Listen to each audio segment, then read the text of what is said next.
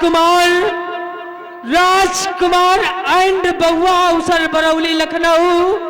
ये 20 की नोट में 10-10 रुपए स्पेशल दोनों कलाकारों के लिए है। पार्टी को से लाख लाख धन्यवाद।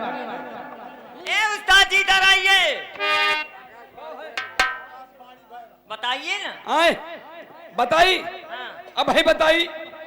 यह बताओ, जिस समय कंस लड़की पटकी से रहे तो आकाशवाणी भर रहा कि नहीं? कहाँ तो पूछी आयो? कहाँ तो पूछियान, हमरे पूछ नहीं लागी। अच्छा बताओ, सियार कब बोला था? आए सियार कब बोला था? आसमान में सियार कब बोला था? आसमान में सियार बोला था। आयो नहीं, ये खड़े रहे असले बाप चंदर के हुए। हाँ कहे चंदर का कह दिया बंदर, उनका दिखाई बंदर। ऐसा है। सियार आसमान में कब बोला था? हाँ बोला था। आए हाँ सियार और क्या? सियार थे।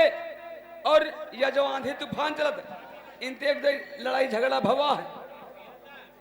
मैं बोलने की बात कर रही हूँ। सियार बोला था। हाँ बोला था। तो कहीं भी बोला था है पता तुमका? अरे मैं तो जानती हूँ। जब कहते हुक्की हुआ तो हिया बोले चाहे आसमान में सुना पड़ी जाए। अरे वो आसमान में बोला था।